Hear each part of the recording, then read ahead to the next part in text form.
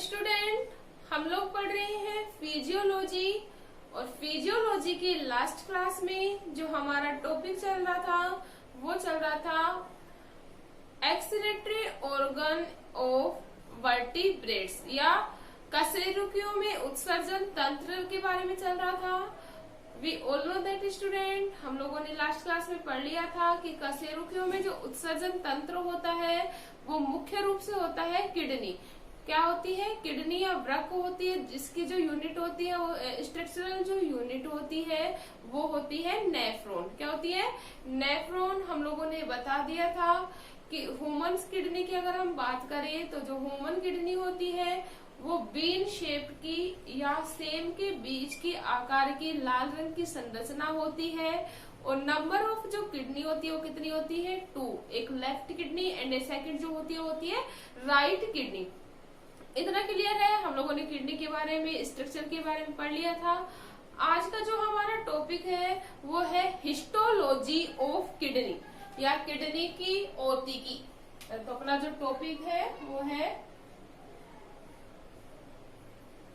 Histology of kidney या वृक्क की औतिकी। तो सबसे पहले हम लोग बात करें हिस्टोलॉजी में, तो जो हिस्टोलॉजी होता है वो क्या होता है कि इसमें किडनी की इंटरनल स्ट्रक्चर के बारे में क्या की जाती है? स्टडी की जाती है। इतना क्लियर है? अगर हम बात करें हिस्टोलॉजी की, अगर हम एक सेक्शन कटिंग की बात करें तो सेक्शन कटिंग में जो किडनी होती है वो 2 पार्ट्स में डिवाइड होती है। कितने पार्ट्स में डिवाइड होती है? 2 पार्ट्स में। कौन कौन सा? एक पार्ट होता है जो कॉर्टेक्स कहलाता है एंड जो अदर पार्ट होता है वो कहलाता है मेडुला। तो हम बोल सकते हैं kidney is divided into 2 parts. कौन कौन सा? फर्स्ट जो होगा वो कौन सा होगा? कॉर्टेक्स पार्ट, और जो सेकंड पार्ट होता है वो होता है मेडुला। क्लियर है?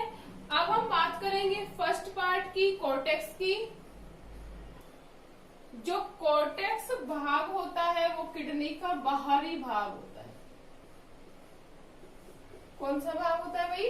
बाहरी भाग होता है। जबकि अगर हम बात करें मेडुला पार्ट की, तो जो मेडुला जो भाग होता है वो किडनी का होता है आंतरिक भाग। ये हम लोग इसकी संरचना, आंतरिक संरचना की बात कर रहे हैं। ठीक है? टीएस में कैसे दिखाई, सेक्शन में किस प्रकार का दिखाई देता है? कॉर्टेक्स आउटर पार्ट होता है और जो मेडुला होता है वो इनर पार्ट होता है। जो कॉर्टेक्स और जो मेडुला होता है इनके बीच में अनेक उभार पाए जाते हैं। क्या निकले रहते हैं? अनेक उभार निकले रहते हैं। अनेक उभार निकले रहते हैं। ठीक है? अनेक जो उभार निकले रहते हैं वो एक दूसरे में धसे रहते हैं। कौन? ये जो उभार होते हैं वो एक दूसरे में क्या होते हैं? धसे हुए। एक दूसरे में धसे हुए पाए जाते हैं। ये जो उभार होते हैं इनमें जो कॉर्टेक्स भाग के जो उभार होते हैं वो तो कहलाते हैं बर्टिनी कोलम। क्या कहलाएंगे? कॉर्टेक्स भाग के जो उभार होते हैं वो बर्टिनी कोलम या रीनल कोलम ऑफ बर्टिनी, क्या कह सकते हैं? रीनल कोलम ऑफ बर्टिनी कहा जाता है। जबकि जो मेडुला के जो भाग होते हैं या मेडुला के जो उभार होते हैं इसे कहा जाता है पिरामिड। क्या कहा जाता है? पिरामिड। याद रखने का सिंपल सा ट्रिक है कि जो मेडुला में जो उभार पाए जाएंगे वो ट्रायंगुलर शेप के या पिरामिड आकार के होने के कारण मेडुला पार्ट के जो उभार होते हैं वो पिरामिड्स कहलाते हैं। जबकि जो कॉर्टेक्स पार्ट के जो उभार होते हैं वो बर्टिनी कोलम कहलाते हैं या रीनल कोलम ऑफ बर्टिनी कहलाते हैं। इतना क्लियर है? और मनुष्य में इन पिरामिड्स की जो संख्या होती है वो लगभग होती है 6 से 20 पिरामिड्स। कितने पाए जाते हैं मेडुला पार्ट में? ये जो उभार पाए जाते हैं या जो पिरामिड्स पाए जाते हैं, इनकी संख्या होती है लगभग 6 से 20। जबकि अगर हम अलग अलग जीवों की बात करें तो अलग अलग जीवों में जो पिरामिड्स की जो संख्या होती है वो भी अलग अलग प्रकार की पाई जाती है। इतना क्लियर है। नेक्स्ट अगर हम बात करें मनुष्य में जो मूत्र वाहिनी, किसकी बात कर रहे हैं? मूत्र वाहिनी की बात कर रहे हैं। मूत्र वाहिनी का रीनल पेल्विस भाग, मूत्र वाहिनी का रीनल पेल्विस भाग अनेक भागों में या अनेक शाखाओं में विभाजित रहता है। अनेक भागों में क्या रहता है?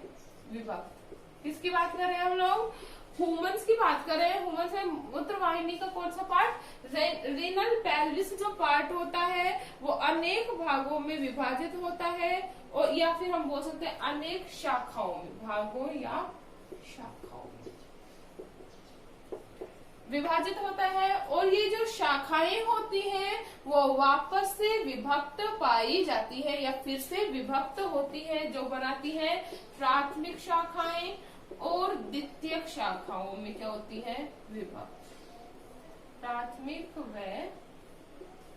द्वितीयक शाखाओं में क्या होती है? डिवाइड। क्लियर है? वापस से देखना, अनेक शाखाओं में विभक्त रीनल पेल्विस भाग, और ये जो शाखाएं हैं वो भी प्राथमिक और द्वितीयक शाखाओं में क्या रहती है? विभक्त रहती है। और ये जो शाखाएं होती हैं कौन सी? प्राथमिक व द्वितीयक शाखाएं। किस शाखा की बात कर रहे हैं? प्राथमिक व द्वितीयक शाखाओं की। तो ये जो शाखाएं होती हैं हम लोगों को पता है कौन से पार्ट की बात कर रहे हैं? मेडुला पार्ट की। तो मेडुला पार्ट में किस प्रकार से? इस प्रकार से। इस प्रकार से मनुष्य में 6 से 20 क्या पाए जाते हैं? ये क्या है? पिरामिड। उभार है, इन्हें क्या कहा जा रहा है? पिरामिड कहा जा रहा है। इस प्रकार से संरचनाएं होती है ये। ठीक है। अब हम बात कर रहे हैं किनकी? इन शाखाओं की। तो ये जो शाखाएं होती हैं वो पिरामिड के पैपिला पर, किसके ऊपर? पिरामिड के पैपिला पर एक प्याले के समान लगी रहती है। किसके समान? प्याले के समान लगी हुई होती है। कौन? शाखाएं। प्राथमिक और जो द्वितीयक शाखाएं हैं वो पिरामिड के प्याले पर पिरामिड के पैपिला पर एक प्याले के समान लगी हुई होती है, जिसे कहा जाता है कैलिसेज। क्या कहेंगे? कैलिसेज कहा जाता है। कौन? प्राथमिक और जो द्वितीयक शाखाएं होती हैं वो पिरामिड के पैपिला पर प्याले के समान लगी हुई होते हैं, उन्हें क्या कहा जाता है? कैलिसेज कहा जाता है। और इस कैलिसेज का जो फंक्शन होता है वो होता है मूत्र को, किसको? यूरिन को, यूरिन को एकत्रित करने का। यूरिन को एकत्रित करके मेडुला के केंद्रीय भाग में ले जाती है। मेडुला के केंद्रीय भाग में ले जाने का कार्य किया जाता है। किसके द्वारा? इन कैलिसेज में क्या किया गया?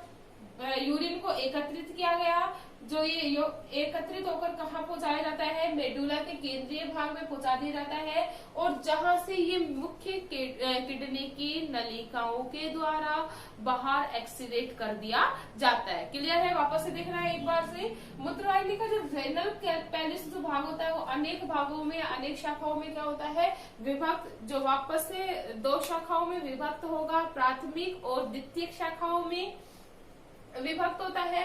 और जो प्राथमिक और जो द्वितीयक शाखाएं होती हैं वो किस पे? हम लोगों को पता है कौन सा? मेडुला जो पार्ट होता है उसमें आंतरिक भाग में पिरामिड की समान संरचनाएं या उभार पाए जाते हैं। इन पिरामिड की समान संरचनाओं के ऊपर प्याले या पैपिला के ऊपर, प्याले के समान संरचना के पैपिला के ऊपर जुड़ जाती है, जिसे क्या कहा जाता है? कैलिसेज। क्या कहा जा रहा है भाई, कैलिसेज कहा जाता है। और इन कैलिसेज में क्या होता है, यूरिन एकत्रित होगा और मेडुला के केंद्रीय भाग से यह मेन किडनी में पहुंच जाता है और वहां से उत्सर्जित कर दिया जाता है। तो ये थी हमारी हिस्टोलॉजी ऑफ किडनी। हम लोग डायग्राम के द्वारा देखते हैं पार्ट्स को। तो यहाँ हम इसे डायग्राम के द्वारा एक्सप्लेन कर सकते हैं। वी ऑल नो दैट जो आउटर लेयर है वो क्या कहलाएगी, इसकी कैप्सूल क्या कहलाएगी, कैप्सूल। यहाँ हम लोगों ने एक रफली डायग्राम बनाया है किसका, किडनी की लंबवत काट का, ठीक है। आउटर लेयर क्या कहलाती है, capsule. We all know that kidney is divided into 2 part. ये वाला जो पार्ट होता है वो क्या कहलाता है, कोर्टेक्स। जबकि ये वाला जो भाग होता है वो कौन सा कहलाता है, मेडुला।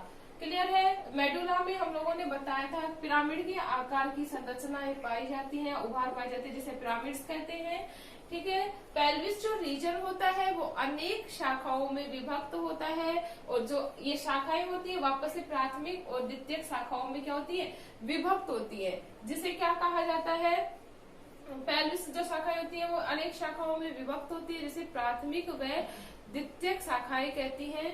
ये शाखाएं कहाँ से जुड़ी होती हैं, प्यालेनुमा संरचना के द्वारा जुड़ी हुई होती हैं। और इस प्यालेनुमा संरचनाओं में क्या यूरिन एकत्रित होकर और वापस से किस दर के द्वारा, आर्टरीज के द्वारा या रीनल आर्टरी के द्वारा एक्सीडेट कर दिया जाता है। क्लियर है। तो ये हमारा टॉपिक था हिस्टोलॉजी ऑफ किडनी।